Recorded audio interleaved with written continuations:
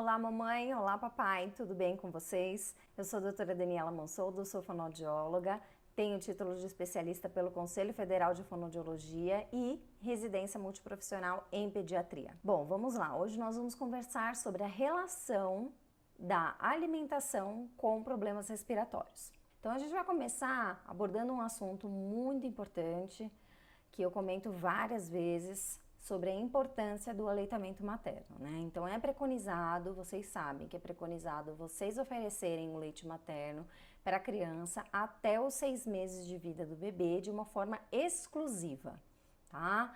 Isso vai garantir para esse bebê toda a imunidade, toda a proteção pro adequado crescimento e desenvolvimento do bebê. Então, vai garantir uma proteção do bebê tanto a curto prazo, né, como a longo prazo, no sentido de proteger contra otites médias, contra pneumonia, contra diarreia. Isso tudo vai ajudar a favorecer o crescimento e o desenvolvimento dessa criança. A partir do 6º mês, a gente já pode começar a iniciar a introdução alimentar complementar. Então, você oferece os alimentos para estar ajudando nas necessidades nutricionais da criança.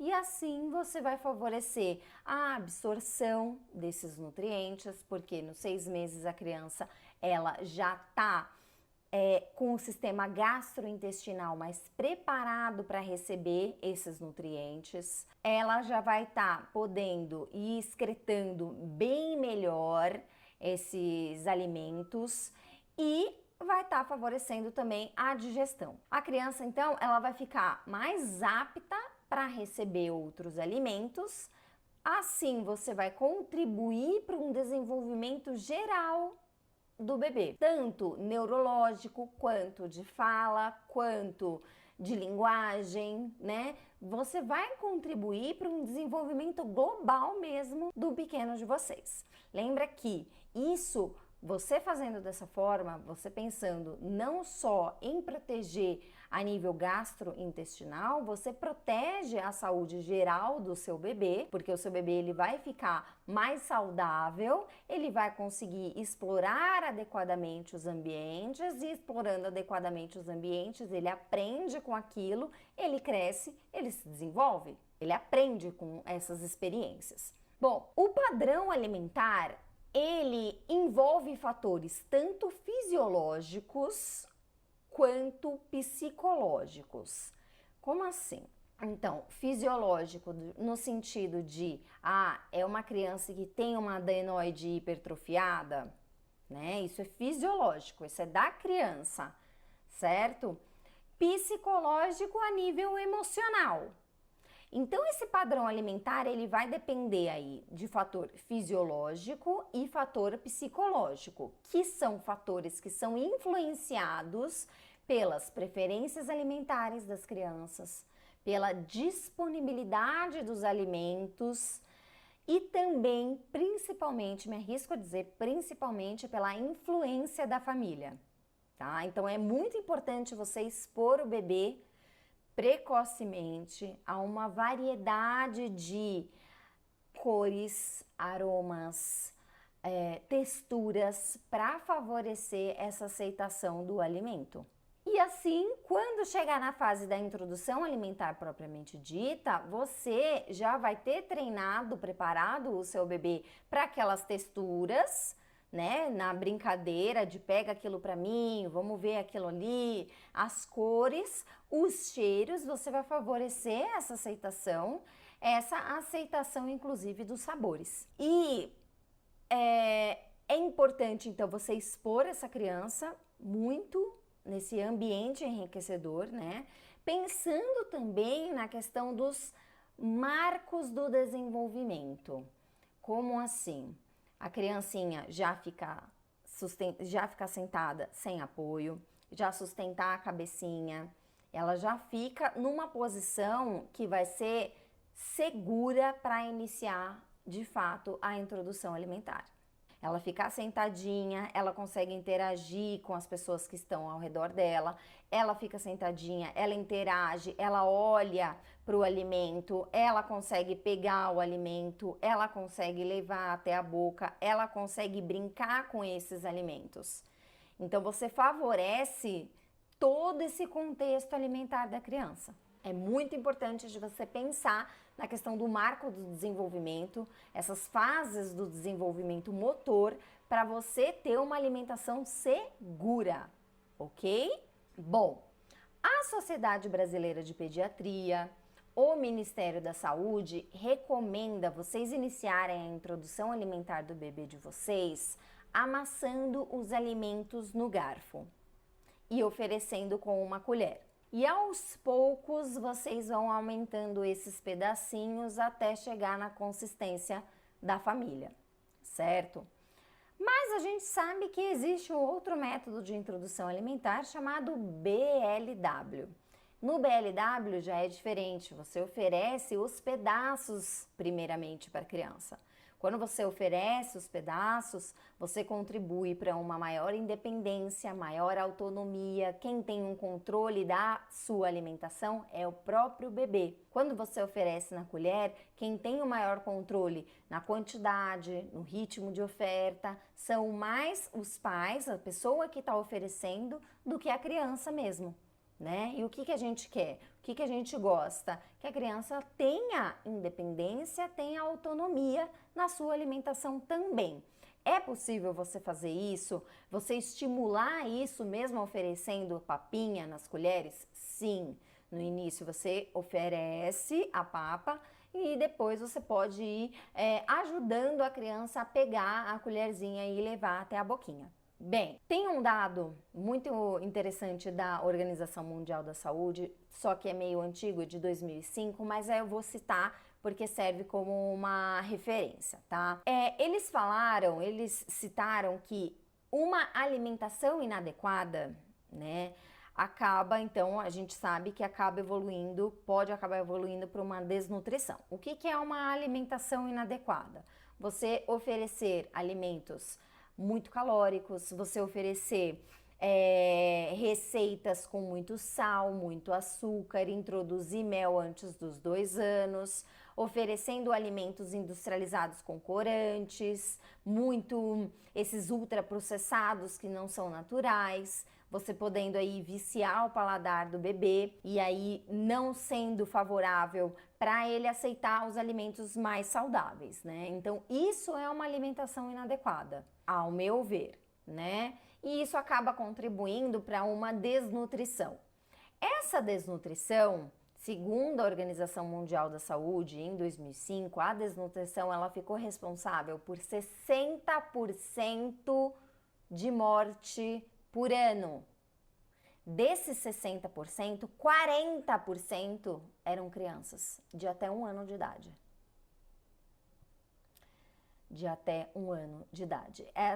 É muita coisa, é assustador. Então é muito importante você ter uma alimentação adequada, né? Só que só uma alimentação adequada, será que é importante?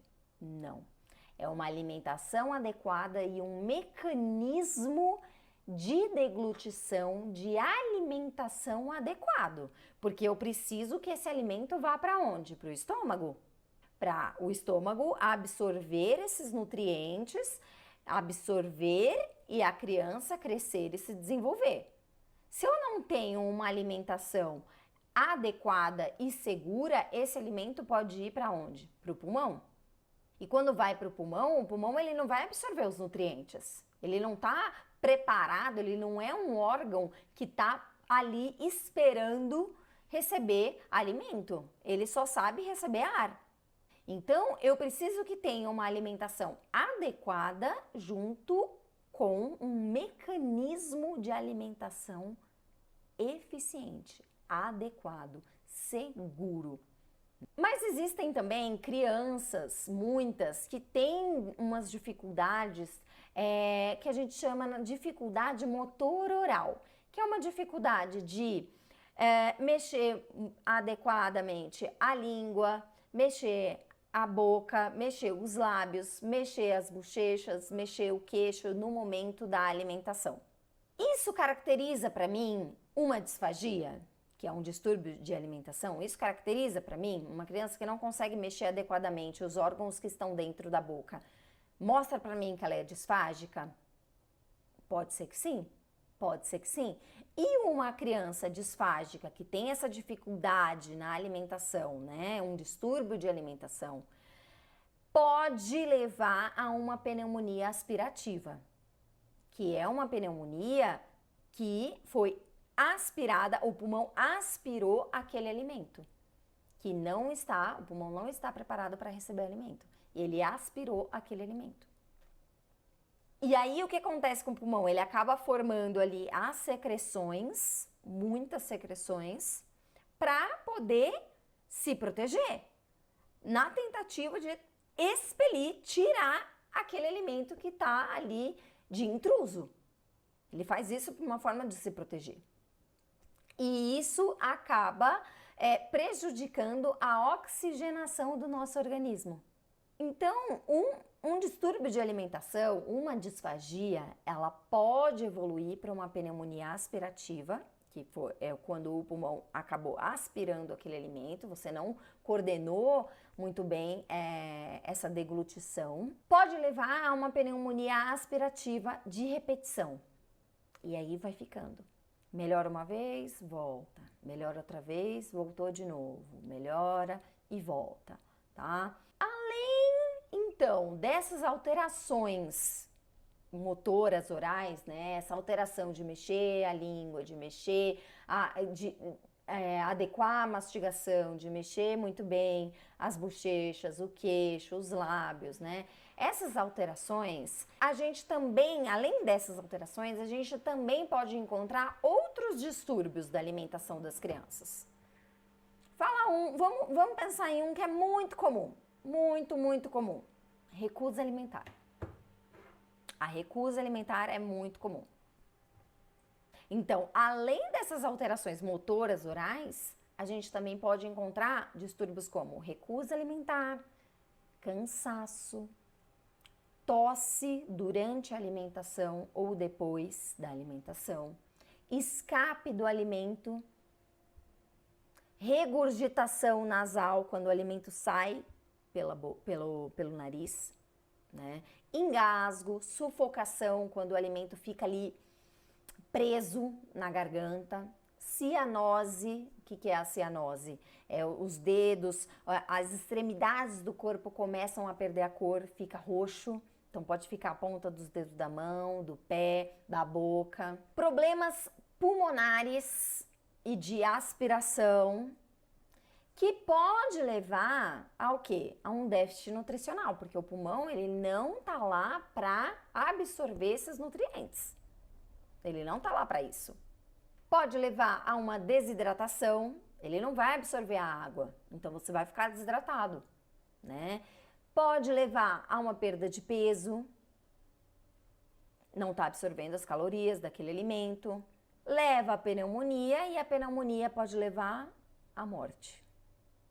Então, os comprometimentos, né, dessa função da deglutição, ele vai desde a alteração no preparo desse alimento, da mastigação daquele alimento, até a presença de algum sinal que mostra para mim que essa criança, esse paciente, ele incoordenou.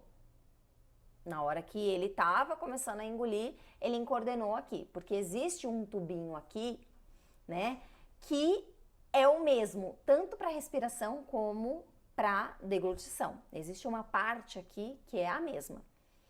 Por isso que quando a gente engole, a gente não consegue respirar. Tem uma parte aqui que é a mesma. E aí, o que acontece? Essa criança, esse paciente, ele na hora da alimentação, ele começa a mostrar para mim que ele está tendo algum sinal de que está incoordenando aqui. E como que eu percebo? Queda de saturação, então o nível de oxigênio no sangue começa a cair. Eu começo a perceber um paciente com hipoatividade, mais molinho, não querendo muita muita conversa. Eu começo a perceber um paciente tossindo, uma criança tossindo, e eu percebo uma respiração diferente, uma respiração, por exemplo, mais ruidosa, uma respiração rápida, um desconforto. Eu percebo, dá para ver, porque existe essa ligação entre a respiração e a alimentação. Tem essa ligação, que é muito importante, e logo, por conta dessa ligação, um problema respiratório, como uma pneumonia, uma bronquite, uma broncopneumonia, uma asma, pode levar à alteração da alimentação. Então, a pneumonia, segundo dados da Organização Mundial da Saúde, a pneumonia ela é responsável por 11% das mortes em bebês de até 1 ano de vida e 13% responsável pelas mortes de crianças de até 4 anos de idade. Só pela pneumonia. E um dos motivos da pneumonia pode ser alimento dentro do pulmão, que acontece quando estamos comendo. Então, assim, mesmo que a criança ela não mostre pra gente que ela não tem nenhuma alteração durante a alimentação, ela come super bem, ela não engasga, mesmo assim é importante você ficar atento nesses momentos da refeição. Para quê? Para prevenir essas possíveis dificuldades na coordenação. E como que você pode prevenir? Mantendo a criança 100% atenta no alimento dela. Então evita telefone, tablet, televisão, conversas até mesmo, cuidado, né? Às vezes você vai dar uma risada, faz um... Isso é aspirar. Entrou. Pode ter entrado. Então cuidado quando faz isso. Muito cuidado. Uma forma de você prevenir isso é manter a criança muito atenta no alimento que ela tá ali, focada naquilo que ela tá fazendo. Então, uma forma de se alimentar incorreta pode levar a uma alteração no pulmão. Levando a uma alteração no pulmão, pode levar de novo a uma dificuldade na alimentação. É um ciclo, né? É um ciclo. Você se alimentar, você pode incorretamente. Você se alimenta incorretamente, você pode colocar em risco o seu pulmão. Você coloca em risco o seu pulmão e você precisa do seu pulmão para se alimentar. Porque quando você está engolindo, você não respira. Então, você precisa ter ar armazenado. E aí, o que acontece? Você fica com dificuldade de respirar, logo você fica com dificuldade de se alimentar. É um ciclo, né? É uma coisa ligada na outra. Então, vamos supor, um bebê que não tem dificuldade nenhuma na alimentação. Se ele tiver alguma doença pulmonar, ficou lá um tempo mais frio, teve lá uma bronquite, uma bronquiolite, né? Pode ter aí um aumento da frequência respiratória. Ele vai ficar mais cansado, então ele vai respirar mais. E aí acaba modificando o tempo de inspirar e expirar. Modifica esse tempo. E aí você acaba diminuindo o tempo que você tem do ar que você está armazenando no momento que você vai engolir. Você diminui esse tempo. Você tem que engolir mais rápido, colocando muito mais em risco o seu pulmão. Então, você aumenta a possibilidade do seu pulmão aspirar aquele alimento. Quais são os fatores que são influenciados pelos hábitos alimentares? Então, o crescimento e o desenvolvimento crânio-facial é um fator que é influenciado pelo hábito alimentar. Então, se eu tenho um hábito alimentar, por exemplo, de só comer pastoso, eu não vou estar favorecendo o meu desenvolvimento crânio-facial, porque eu preciso mastigar para fortalecer a minha musculatura, para colocar a minha mandíbula no lugar, para desenvolver todo o meu sistema crânio-facial. Outro fator que é influenciado pelo hábito alimentar, musculatura orofacial. E também as funções estomatognáticas, que são respiração, sucção, deglutição, mastigação, fala. Isso tudo é influenciado pelo seu hábito alimentar. E quais são os fatores que são determinantes para o crescimento e para o desenvolvimento, então, crâniofacial do bebê? Consistência do alimento.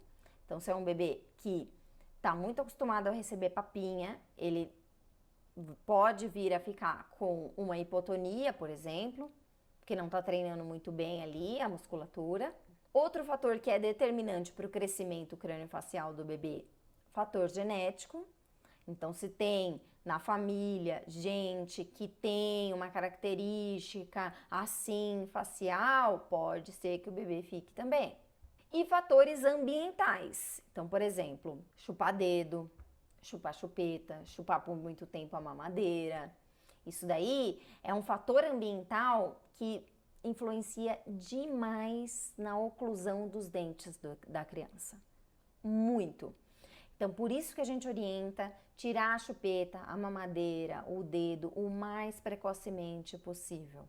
Porque o que acontece? A criança, ela começa a fazer força com aquele bico no céu da boca, modificando a altura do céu da boca, diminuindo o espaço nasal. Então, essa criança, ela pode começar a ficar com a boquinha meio aberta, porque aumentou o espaço da boca, diminuiu o espaço do nariz. Ela pode começar a criar um hábito de respirar pela boca e o ar mesmo vai ainda favorecer, vai aumentar esse aumento, esse prolongamento que a gente chama de palato ogival, né? É uma criança que tem ali, a criança às vezes fica com o dedinho bem marcado assim no céu da boca. Até porque quanto mais você usa mamadeira, quanto mais você oferece líquido, papa, mais acostumada a criança fica com esses alimentos menos sólidos. E o sólido, ele é fundamental para o desenvolvimento crâniofacial do bebê, né? O desenvolvimento ali, fortalecimento da musculatura, o adequado crescimento da mandíbula, indo para o lugar correto.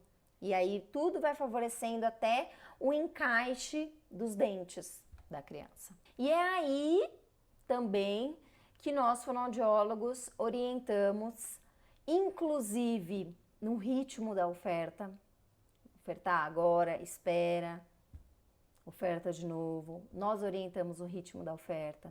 Nós orientamos a consistência. Olha, eu sei que o ideal é pedaço, porém, neste momento, o que essa criança está precisando é do pastoso. Então, a gente orienta a consistência dos alimentos. A gente orienta a quantidade da oferta. A gente orienta a postura adequada. Orientamos também os utensílios que são recomendados para aquela criança em especial. Então, o fonoaudiólogo, nós fonoaudiólogos, somos essenciais. Se você acha que o seu bebê, ou se você conhece alguém que você percebe que tem essa dificuldade respiratória, já fica atento. Fica atento, essa dificuldade respiratória pode vir levar uma dificuldade na alimentação. E uma dificuldade na alimentação pode piorar o quadro respiratório do paciente. Piorando o quadro respiratório do paciente, do bebê, pode levar a uma pneumonia. E uma pneumonia pode levar a uma morte, por exemplo. Infelizmente, tá?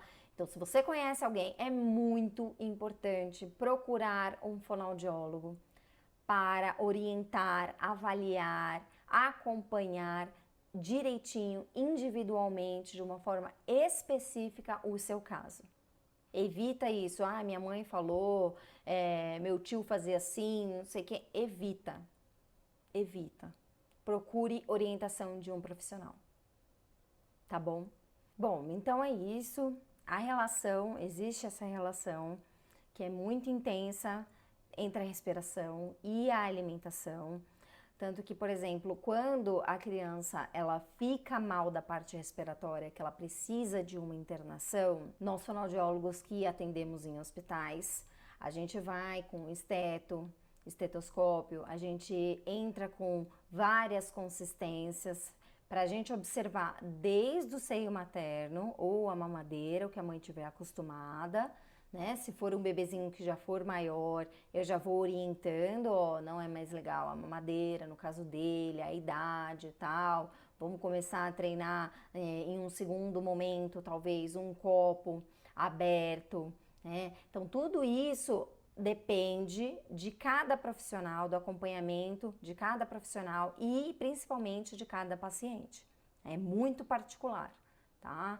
Então já aconteceu várias vezes, de inclusive a criança que está com uma dificuldade nessa respiração, para não colocar em risco o pulmão dela, a gente acaba optando por passar uma via alternativa de alimentação, que é aquela sondinha que fica no nariz, ou então uma sondinha de alimentação que é colocada na boca, né? É uma sonda que passa e vai até o estômago da criança ou até ali o comecinho do intestino, porque dessa forma ela vai receber um alimento sem colocar em risco a parte respiratória dela, porque é um caninho que desce, vai direto, e a gente, mesmo com esse caninho, a gente consegue treinar a mastigação, treinar a sucção e desenvolvendo, treinando até aos poucos a criança conseguir comer e em um segundo momento tirar essa via alternativa de alimentação, se for possível.